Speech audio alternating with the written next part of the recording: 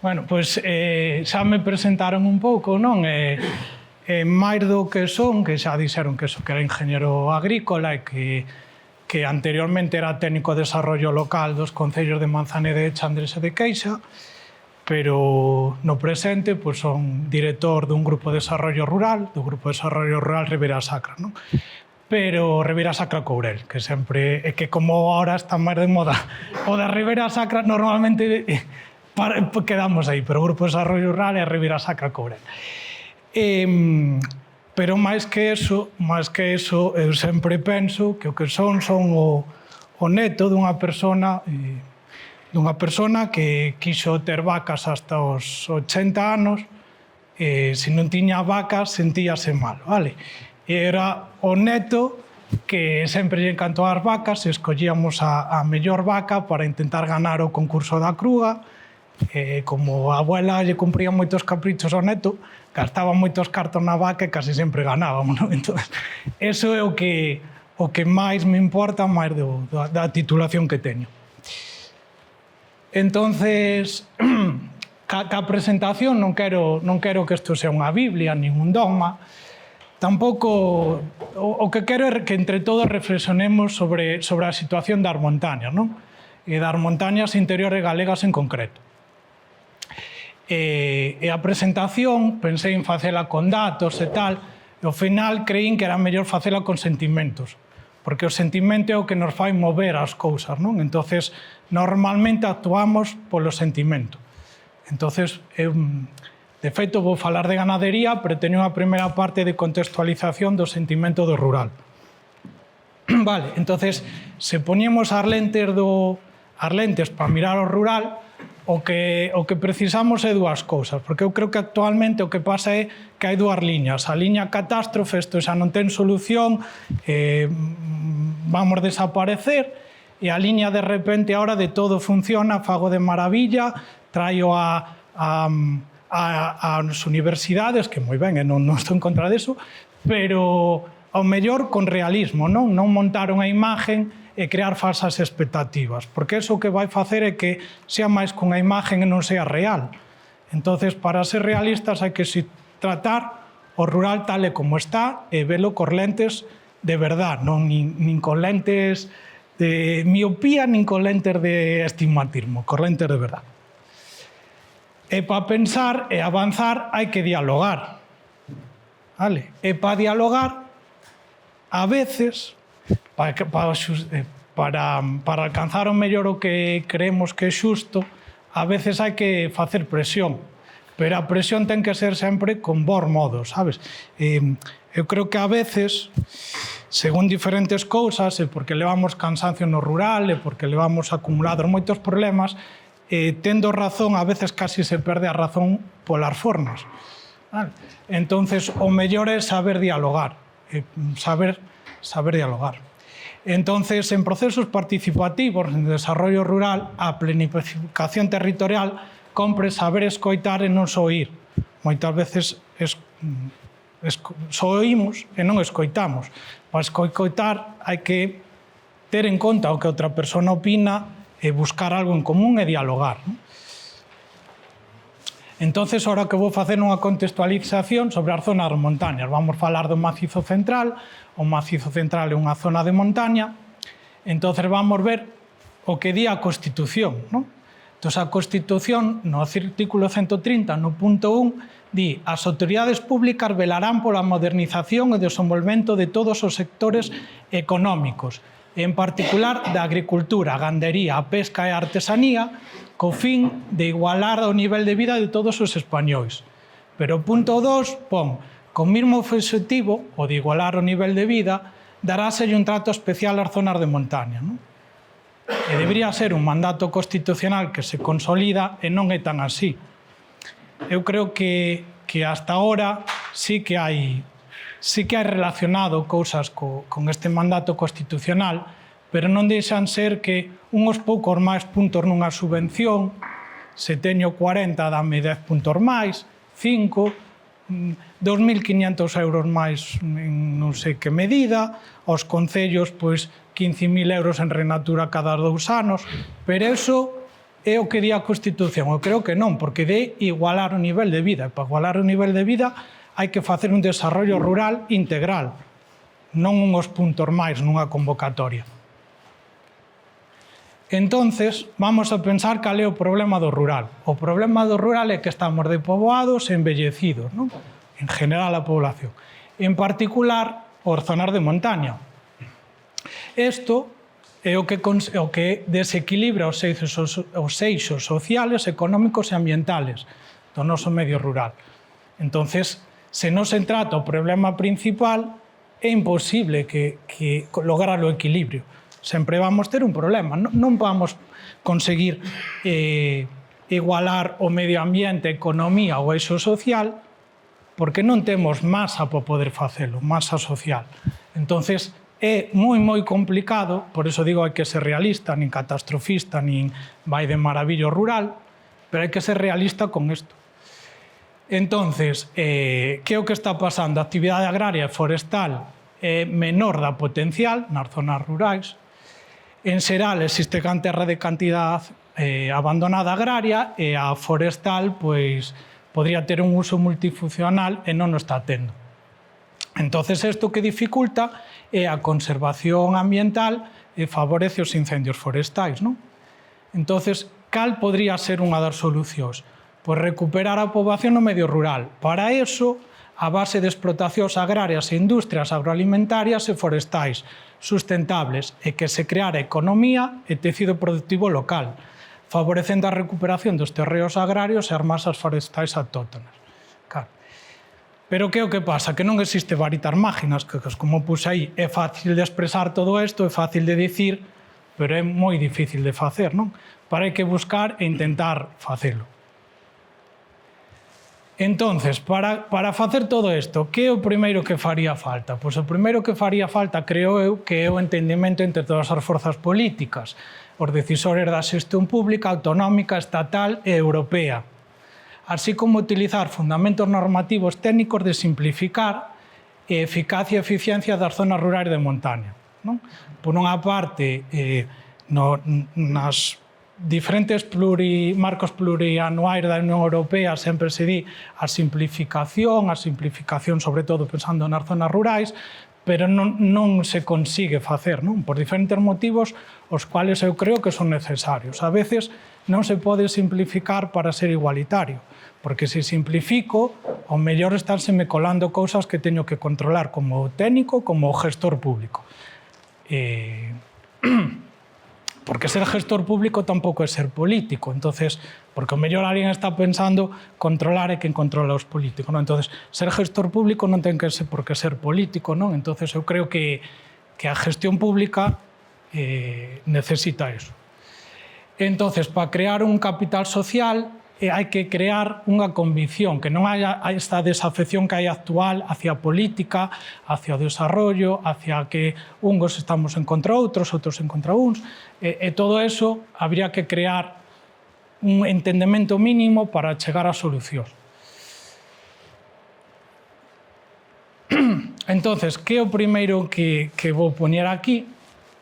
É o que a veces este entendemento, desde o meu punto de vista, a veces hasta entre propios gandeiros hai, non? Vou dicir algo personal, porque eu vou centrar a miña presentación nos pastores dos curros, ovino e caprino, non?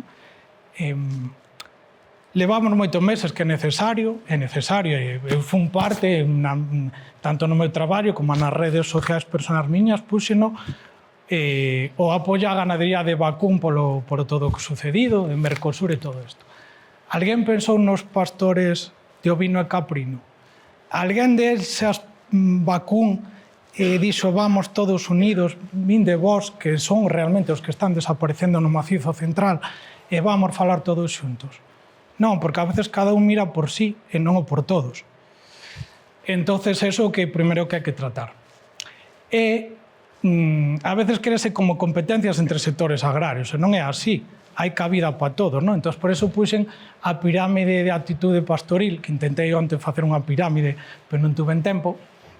O que quería expresar con isto é que cada orientación gandeira ten as súas peculiaridades favorece, ten un modo de pastar diferente e tamén altitudes de eficiencia do pastoreo eficientes, co cual o ovino e caprino nas zonas máis altas do macizo central, como pode ser no Alto de Manzaneda ou en outras zonas, non? Eu dixo Alto de Manzaneda por dicilo, é o ideal.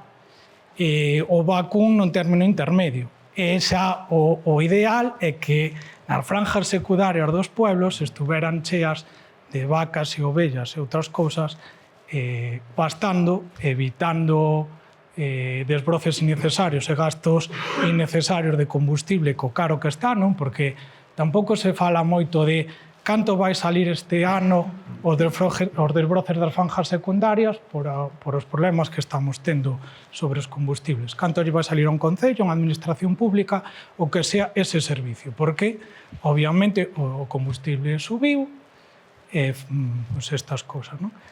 Entonces, manter limpas as franjas secundarias a base de ganadería, nesas franjas secundarias, no inverno, na primavera, hai pasto suficiente para calquera aptitude gandeira, e despois, a contraverao, pois, subir hacia as zonas máis altas, non? Que aquí nestas zonas, pois se está facendo, non? Cada vez menos, non é nada igualable ao que era, pero ainda existe, non?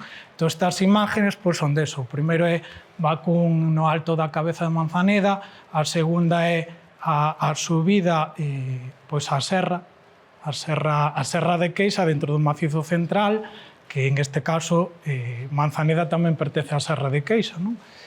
E despois a arda abaixo, isto é San Miguel, que é un pueblo de Manzaneda.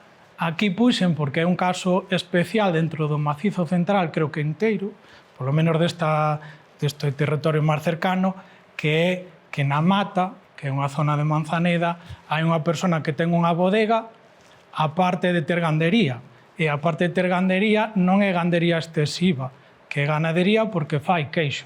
Entonces, puxen aí as vacas de leite, e isto é unha foto de inverno, onde están tamén pastando nunha zona de souto. E, bueno, aí hai ovellas e cabras. Vale, ahora vou pôr en isto algunhas imaxes que saquei en abril, vale? Bueno, estas son de todo anos pasados, pero a partir desta é de abril. Entón, estas son imaxes en Manzaneda, non? Isto é Alto da Cabeza de Manzaneda. Isto é os curros da Mosenda, antes de haber ardido. Isto é San Miguel, isto é Rozavales, isto é unha corte inda tradicional, non? E estas son imágenes de fai un ano. Isto é Chandrexa de Queixa, estos son en abril. Isto é Celeiros desde a parte de arriba, máis hondo embalse. Isto é xa contra Chandrexa contra Monte de Ramo. E isto é Parafita. Vale, ahora aquí outras imágenes de Monte de Ramo, non? Que Monte de Ramo é onde máis vacún hai, con moita diferencia de todo o resto de concellos do macizo central. Vale, entón agora vamos falar rapidamente de servicios ecosistémicos que ofrece a gandería extensiva. Pois a gandería extensiva danos servicios de aprovisionamento, servicios de soporte, servicios de regulación e servicios culturais. Todo elo unha sola actividade que é a gandería, non? Servicios de aprovisionamento, por danos alimentos e fibras. Con elo conseguimos carne, lácteos, pel, vale? Servicios de soporte, conserva os hábitats, as especies e a agrobiodiversidade. E iso tamén, a parte de ser un servicio entre sí, tamén favorece pois a regulación. E como favorece a regulación? Porque prevenimos incendios. Se mantemos as matogueiras e o sotobosque controlado ca ganadería, evitamos incendios. E despois os servicios culturais. Primeiro, de identidade e legado cultural da nosa tradición. E tamén, para min, da beleza estética. Uns pastos cuidados, a ganadería de montaña, para min é moi estético, non? E despois o ecoturismo. O ecoturismo puxeno de último, porque está moi ben, pero tamén en esta imagen ideal que se quere dar do rural, a veces pécase de vincular demais a unha imagen turística, ten que ser unha diversificación, pero importante a actividade agraria. Entonces, o que debemos manter é manter a tradición, a cultura e favorecer a recuperación das vías pecuarias. Se non recuperamos camiños, tampouco podemos acceder a si hai lume, non? Entonces, eso tamén necesita un pouco de todo, vale? Vou dicir un pouco de todo, desde a miña versión, agora son eso, traballo no GDR Ribera Sacra Courel, pois xa dixen que era técnico, que fun anteriormente técnico de desarrollo local. Todo o mundo, a veces, se usa un camiño, pode polo menos mínimamente conservar o fragmento ou algo. A veces pídese demais sin querer, e hai que ver que o público é de todos, pero tampouco se dá alcanzado a veces a todo. Entonces, un mínimo de corresponsabilidade, Entonces, ahora puxen aquí un gráfico para ver como a ganadería pode favorecer en general os servicios ecosistémicos. Se pensamos en planificación de prevención de incendios, o que podemos ser identificar áreas estratégicas. Identificando áreas estratégicas, favorecer o pastoreo en esas áreas, para manter a baixa carga de vegetación. Obviamente, isto non é a única solución, ten que haber, seguindo a haber, outras medidas como desbroces selectivos en diferentes épocas do ano, pero que favorece que unha mesma actividade que genera economía por esa actividade crear menor gastos de desbroces. Entonces, hai que favorecer esa parte. A vez, esa ganadería favorece a elaboración de produtos cárnicos, os primeiros, pero tamén de outros produtos derivados que se poden facer non ao cárnico. E iso favorece unha comercialización que a podemos vincular a un distintivo de ganadería extensiva de apoio á zona de montaña, a unha imagen diferente, tradicional, que a xente consuma con máis gusto, inda que sea un precio maior. E iso favorece tamén o consumo de proximidade. Generamos consumo de proximidade, valorizamos un produto. Todo elo debería ser un ciclo. E por miles de problemas que hai, a veces isto non se consigue 100%, pero hai que tentalo. E agora xa me vou centrar, isto era un pouco de contextualización, voume centrar un pouquiño no tema da presentación, que era os últimos pastores. Chamei así, en modo radical, os últimos pastores dos curros de Manzaneda, pero que non ten que ser así, non? Entonces, primeiro vou explicar a peculiaridade que no macizo central era unha zona característica da única de Galicia, de transhumancia curta ou vertical, que chamase eso transterminancia. Eso que é a semitranshumancia é por algo estacional, non é unha transhumancia longa. É por algo estacional, é que se acaban os pastos nas zonas baixas, e, en cambio, na serra hai pastos no verao, co cual os pastores ou a ganadería que había nos pueblos subía a serra. Tradicionalmente, ou seja, é un refugallo do que era, tradicionalmente, pois, o que se facía era que había unhas pastores que subían a serra as ovellas de miles de ovellas que había, de todo o pueblo, atendían, digamos, según a de todos, había un reparto aí por días. Íbame a acompañar hoxe un dos pastores que realmente ainda está subindo, pero por eso que a ganadería a veces é 365 días ao ano, os trasquiladores estes que van agora, que veñen por todas as partes, tocoulle hoxe e non podía cambiar o día, entonces non veu, pero eu teño un vídeo deles. Estas imaxes despois van salir no vídeo. Isto é que eu solía acompañar o día da subida, de cando subían, eu solías acompañar. Primeiro para falar e saber cal era a súa opinión de diferentes cousas, e segundo para reflejar o que se está a acabar. Entonces, isto é en Palleirós, o día que están subindo, este é como unha secuencia dese día. Salen, van subindo pola serra, siguen os mastís e os cals que levan. Isto é xa a mitad do día, Isto puxen así ca caxata, porque me parecía estético facela aí, eso xa era máis ou menos contra mediodía, e isto é cando a mitad do día no regato pois, beberon as ovellas e ali comemos, dormimos unha siesta e seguimos subindo. Vale.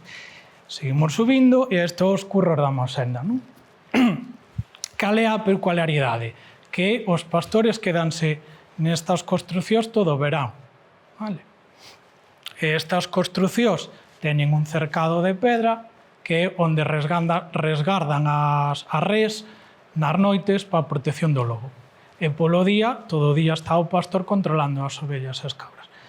Eso ainda sigue vivo en Manzaneda, tamén en Vilariño de Conxo. Eu vou falar de Manzaneda porque é onde máis coñecemento teño e onde máis hai. De feito, hai algún curro que se estuvo arreglando por convenios da Agencia Gallega de Desarrollo Rural, fai 2 anos, acabou o ano pasado. Estos siguen sendo imágenes do 2023 ou 2024. Isto é contra a Noutiña cando se están recollendo. Non? Este é un dos pastores, é Álvaro, despois hai unha imagen con eles. Isto é por adentro onde durmen, e ali onde que solíamos ir os jueves, e facíamos unha parrillada e tal. Este é outro dos curros de Manzaneda en usos, que é o curro do Forxo.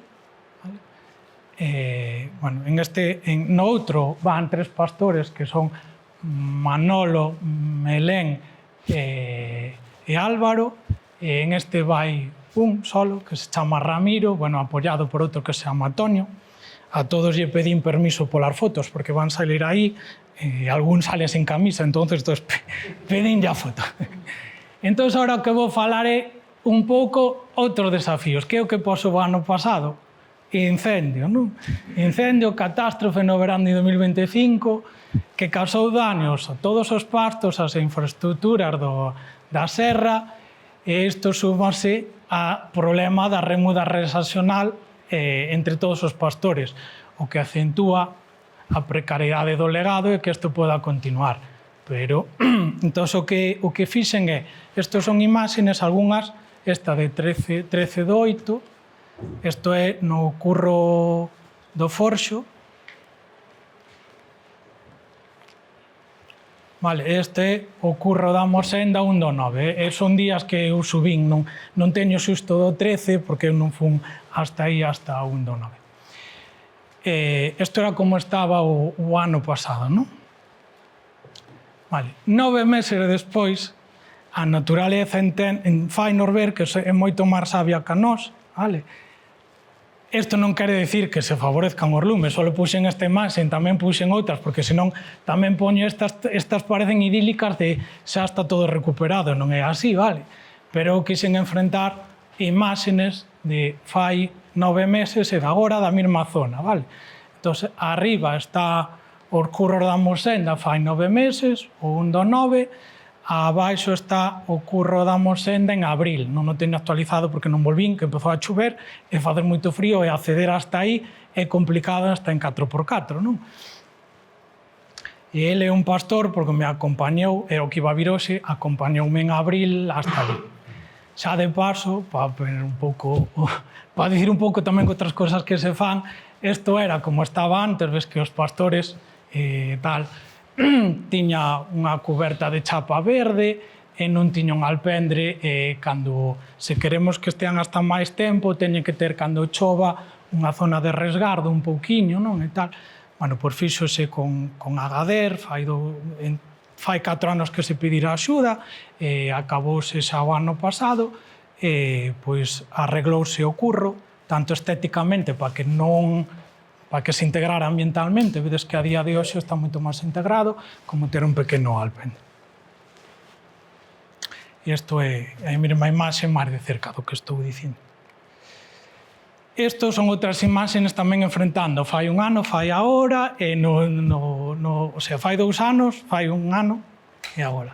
Imaxe de agosto de 2024, antes do lume, antes de todo, a res nos curros da Mosenda. a mesma imaxe, no mesmo enfoque, agosto de 2025, e esta mesma imaxe, abril de 2026. Vemos como realmente o pasto se está revexetando por sí solo. E digo, na primeira liña do curro, ya contra... O mismo do curro do Forxo. 9 meses despois a revexetación. Estos son imágenes detalladas, isto do ano pasado, esta é xusto de fai 2 días, vale? Isto é imagen de xuño de 2023, o día da subida da res, cando fun cun dos pastores, que cando el, espontaneamente, sin que el se dira conta, cando el estaba observando a zona que tiñamos que atravesar, e saquei unha foto. Isto é máis ou menos, non é xusto o mesmo sector, pero máis ou menos na mesma zona, a imagen de abril-maio do 26. Vemos como hai zonas que si están revegetando, pero claro, obviamente a espacio forestal que o deixa controlo menos, pois ten outro período de recuperación, outras actuacións, e, bueno, aí se está. Entonces, para ver que dicir isto é jauja, se vedes as fotos todo revegetando, puxen tamén esta foto que saquei espontánea, sin que el soupera, agora xa lle pedín permiso, o día que fomos en abril, porque sí que se ve que se está revegetando, pero vemos como hai zonas que non. Vale, e agora quería acabar a presentación realmente co que son os importantes, que son os pastores que siguen subindo a serra e quedándose todo veragalá, porque son os guardiás do noso monte, e eu só transmitín o que vivo cando vou con eles, e o que era o meu traballo anterior, non? Pero non a importancia deles. Entonces, Manuel, un pastor, Belén, outro, Ramiro, Álvaro, e aquí está Antonio, e Pacorro, que fai un ano que morreu, non? Un dos pastores que se quedaba no curro morreu, ainda era novo, non era dos maiores. De feito, creo que era o máis novo, ainda que non parecía deles. Bueno, morreu.